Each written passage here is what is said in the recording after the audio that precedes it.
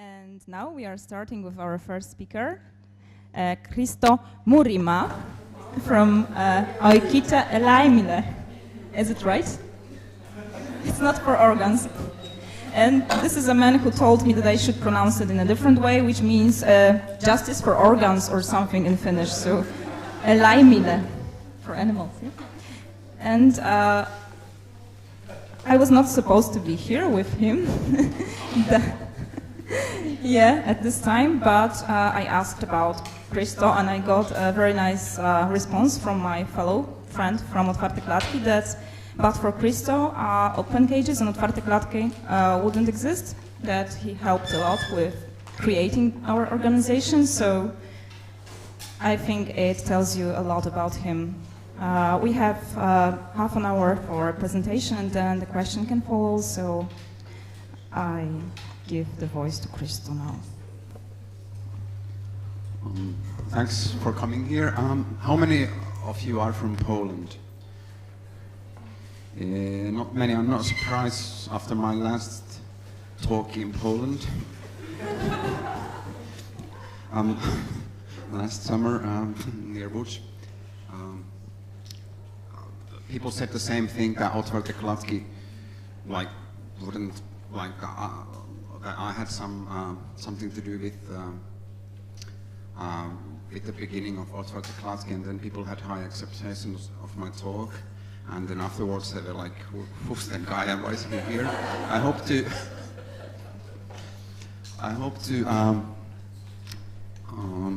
be able to do the same today,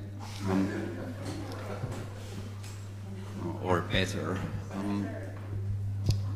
I'm going to talk about strategies and politics in the movement. I was asked to do that, I don't know why.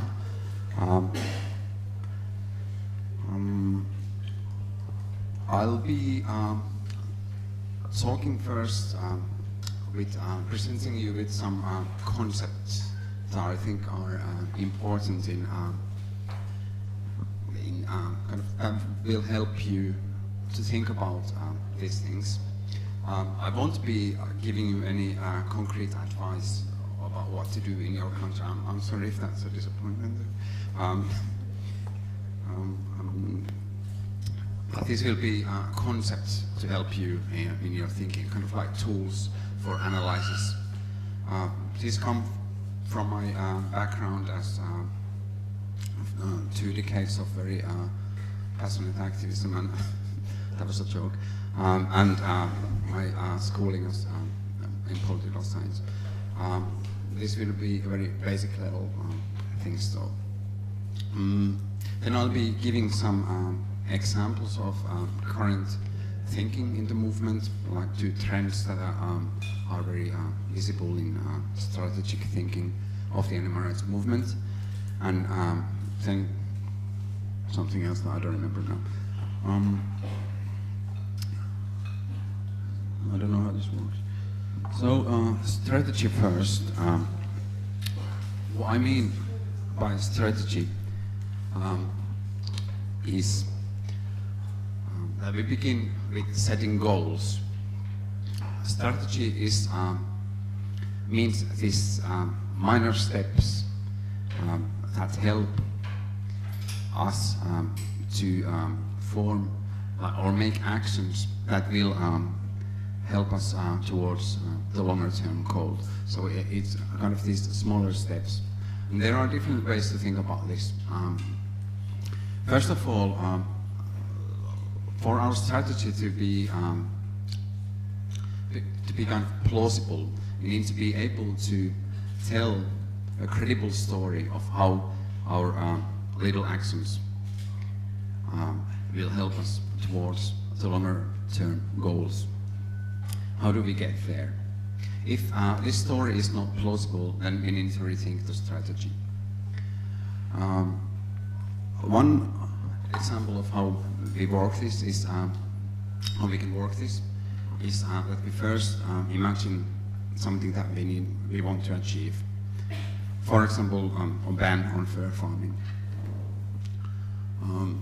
To get there, we'll figure out how the situation needs to be so that we'll be able to actually achieve a ban on fur farming. Examples. There needs to be a certain political climate or political situation where the ban can be brought to discussion into Parliament that will make the actual decision on the ban. Secondly, we will, this is like a Finnish example, we will need to marginalize the fur trade so that their resistance to the ban in the Parliament and in how the Parliament acts on the ban will not be strong. They will not be able to make a strong resistance to the ban by lobbying or by presenting their arguments in a credible way. This will mean diminishing the number of existing fur farms. At the moment we have more than 1,000 fur farms in Finland, and it is locally it is a very important source of income for people and income of, and taxes for local cities in Finland. So this will be an important step in achieving the ban, making them more marginal than they are now. Then a third step could be taking their influence down in sales and in people's opinions.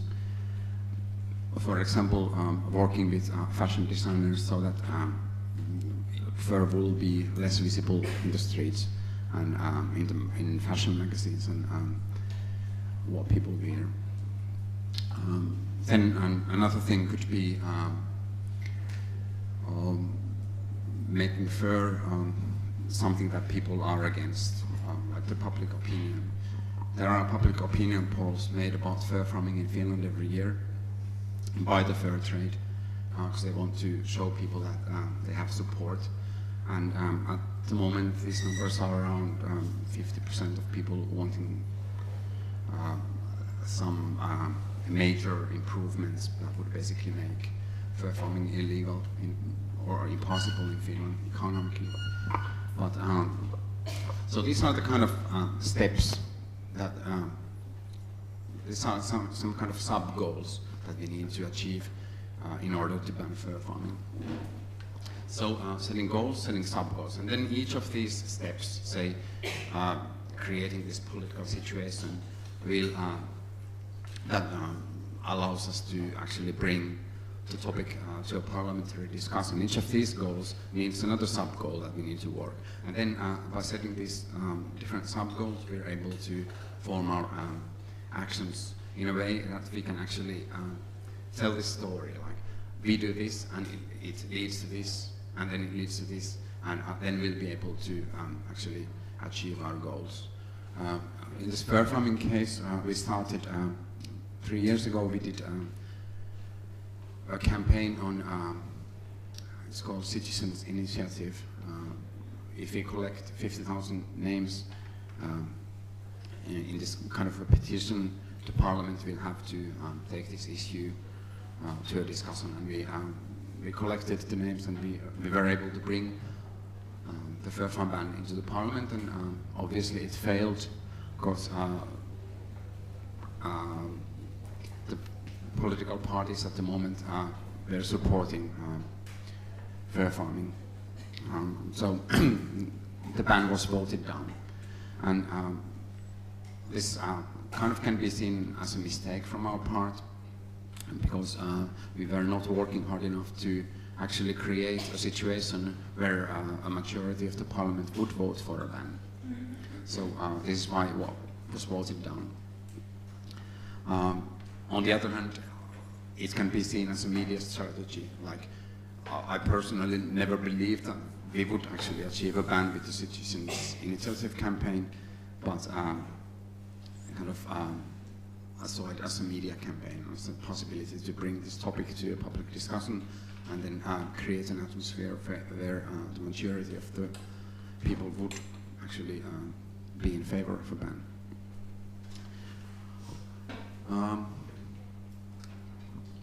All of these sub-goals that we set are at best guesses. Future by nature is contingent, it's uncertain, it's impossible to predict. And to be able to tell this story in a plausible and credible way, we will need a social analysis of the situation that we live in that is as good as it can be. I think people are accepting more jokes from me, but this is like too serious now. But this theory that I personally feel is very good tool in thinking about strategy is the theory of direct action. This can be a bit surprising because generally direct action in the animal rights movement is seen as illegal actions by the ALF and by underground activists. But from a theory level, direct action, like from a strategic theory level, direct action means that we try to find this story, we try to find this kind of chain of events that so that our actions actually lead to what we want to achieve. And the difference between direct action, there needs to be a difference between direct action and symbolical actions. Symbolical actions are sending messages to some people who will actually make the change for us. Direct action means that we work to cause the change ourselves. And because we are still a very marginal group, this kind of poses a demand on our thinking, so that we will need to analyze that what we do actually leads to the things that we want to achieve.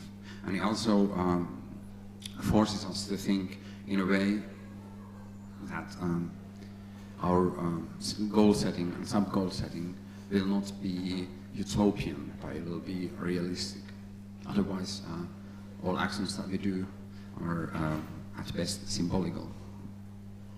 Is this clear? Or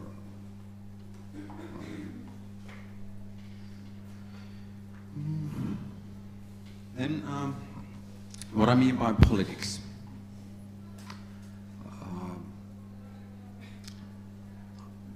Generally, if we speak about politics, people will understand or think about party politics.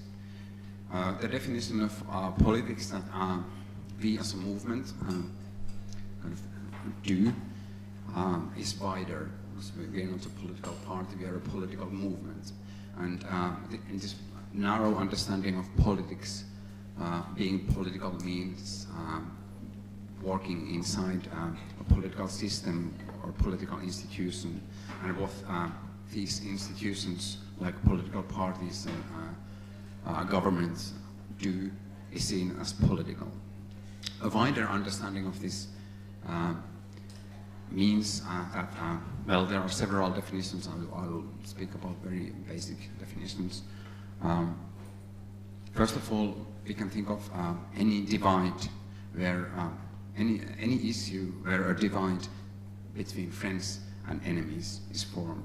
We as a group are a so-called group of friends that works towards our enemy in an issue, animal rights, fur farming, whatever. And then when this divide is strong, the issue is seen as political. Another definition, I'm speaking of politicizing an issue here, like being made political. Another definition is that we work together in creating something new and bring a new issue to the public eye. Then this issue becomes politicized. And any issue can have a political aspect. So not an issue, and not any issue is purely political, but there can be a stronger or a weaker aspect of the issue being political. Is this in any way understandable what I'm saying? Thanks. So if there are people who are actually like studying political science, this is like very basic things, but I won't go into a deeper definition. I think this is a good level of understanding what politics for us as a movement mean. And this is why I'm speaking about this. Like I said in the beginning, I want to present these concepts to be used as tools in our thinking and social analysis that will help us hopefully achieve better understanding and be able to better kind of work towards the goals that we want to work.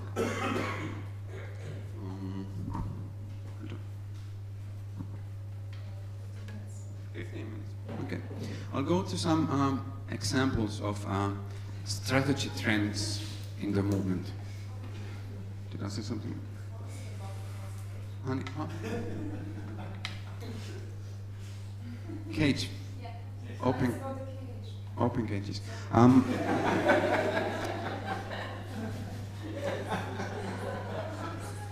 know people want donuts from me, but I'm not delivering. I'm sorry. This is not funny. Well, a traditional, very traditional trend, like strategic thinking in the movement, has been raising conflicts. And the movement has achieved great victories in being able to force companies that work, for example, with vivisection, to stop their operations. In Finland, we won a campaign against a beagle breeder that belonged to the University of Kuopio.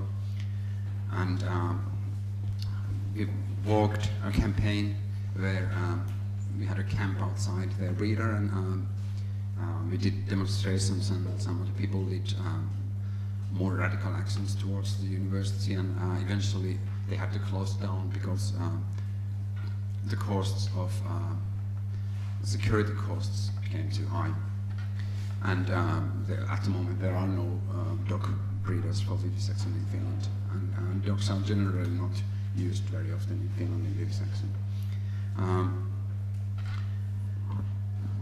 Other examples are actions against fur shops. We have been able to, by using these tactics, we have been able to, pressuring tactics, we have been able to close down fur shops in several cities in Finland, and have successes in that front. And I know that people in other countries have been able to pressurize political parties into kind of adopting some kind of a stance in some issues. So it has been a successful tactic and strategy. That word is very difficult for me. I'm sorry for my English being so good. The risks, so not good. So the risks in this kind of thinking is that when we raise conflict in a situation where we as a movement are weaker than at the other side of the conflict, which eventually is the state that we live in, and its police force and its armies. We are weaker than them, and if we raise the conflict high enough, we are bound to lose. And losing in a situation like this, where we are repressed and pressed down and eventually put to jail, will lead to the actions being symbolical. Another risk in employing this kind of strategy is vanguardism, which is basically kind of the same, where we are seeing as a core group of radical people that is kind of alienates the general public. If you don't think about us being accepted and supported by the general public, we will not be able to make our message mainstream and generally accepted. I guess this is pretty much self-evident. Another tactic, I'm just presenting two different kind of trends of strategic thinking. I'm happy that's not a Polish. What's that in Polish? Strategic. It's easier in Polish. That's a picture of a donut. So I'm just presenting these two different ways of thinking, and there are way more. These are just examples of that hopefully will make it clear what I mean by kind of this meta level strategic thinking. So this is a newer trend that is employed very effectively by generally newer groups like, I think the best example is Internationalist Animal Equality, who is using this kind of strategic very well. I'm calling it effective altruism, but I don't know if it's a good name. Probably not. It means finding effective ways to change people's behavior and consumption habits, and trying to change these in an individual level. I'm not saying that this is what animal equality does, that was a bad example, but they use these tactics, and other groups we do that too in Finland. Then newer ideas are also trying to actually analyze if we have achieved what we want. Not telling stories that some people somewhere said that was a good action and they became vegan because of that, but actually trying to employ statistical methods of finding out if what we did was effective. For example, giving a leaflet to 1,000 people and asking them like, did this affect you in any way?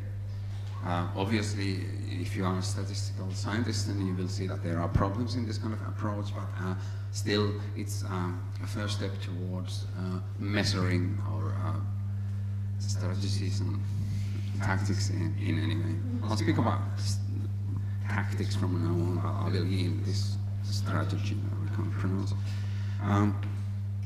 In measuring things like, or disciples like marketing science and social psychology are used effectively. The problems in this kind of thinking or this strategy is that it's only applicable to certain kind of goals. For example, effectively turning people vegan. The thing here is that we are the only social movement at the moment, as far as I know, that tries to convert people one by one into a certain consumption habit and or supporting our ideas.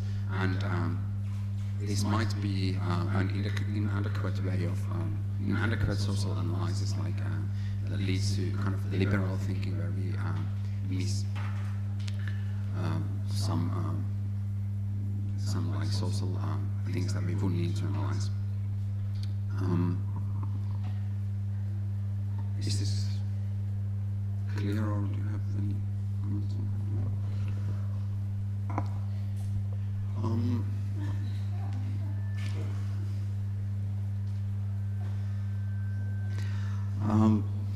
This is the last slide.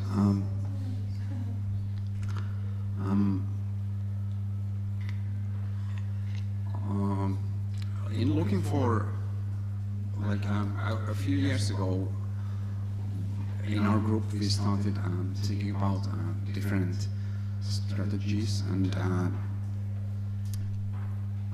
we came to these kind of like conclusions that I've been presenting about the need for social analysis, the need for certain specific goals like banning fur farming, and then kind of the need for a wider understanding of what being a political movement in our country means. And we formulated 5 kind of key areas that we want to work on. Just present these as an example of how we have been thinking about these things. First, to ban fur farming has historically been a goal that we have wanted to achieve, but only since doing the first fur investigation in 2009 we really started to believe that is possible. Before that, we were just trying to cause trouble to individual farmers by having demonstrations on their farms and demonstrations on fair shops, and we were able to close down a couple of shops, but we never really analyzed what needs to happen for us to really achieve this goal, and we didn't believe that it's possible. I don't know if it's possible, hopefully. The second goal is promoting veganism, and this is where we employ this kind of strategies like a positive approach, and in spite of our activities, or because of them, I don't know, veganism has become a very, very big thing in Finland during the last year, and it's been so good. Then a third goal is promoting animal rights thinking in the media, and trying to get people to understand, say for example, from the cognitive capabilities of animals, that we are dealing with a huge gap in between what we know of animals and how we treat them in intensive animal production. And also employment tactics. So this has been this is a really important goal for us. Then to build a movement that's easily approachable and big and mainstream. These are being mainstream means that our ideas are accepted by the general public, and it's easy to recruit new people, and people are not thinking that we are some kind of a vanguard, but kind of a wider group that is generally accepted, and this will lead us to repress when we do campaigns like investigation campaigns that are kind of conflict in nature, by going to someone's farm and filming there. This is kind of raising a conflict, but by trying to build a movement that is generally supported by the public, will hopefully make repression towards us more difficult. The fifth, and for me personally, the most important goal is raising the social status of animal issues. If you think about a good example of this is the issue of climate change. When I was young, I could tell a lot about it, but when I was young, the climate change was only discussed by the Green Party and generally younger politicians and activists. And during the last, say, 20 years, climate change has become an issue that governments send their top politicians to, like when they do international conferences on climate change. These things are taken seriously. Like if you consider animal rights now, at least in the country where I live, animal rights is seen as kind of a smaller issue where only young, generally green, generally female politicians talk about, and this is also an issue where we have been able to make the best progress so far. By challenging, when we do campaigns, we generally try to take this approach into account by challenging top politicians to comment whether they support us or not. Try to comment on the issue that we want to talk about. We want to create this public discussion where everybody talks about animal issues, maybe for the first time of their life. For example, seeing in TV news how the animal that is on their plate as they watch is treated on the farm where it was produced. And this will hopefully drive the issue home, so to speak, so that people will understand that we are dealing with how we produce food in the society, and how a society produces food obviously tells a lot about the society, and this approach hopefully will make the issue important. And when we have achieved like a higher social status for animal issues in general,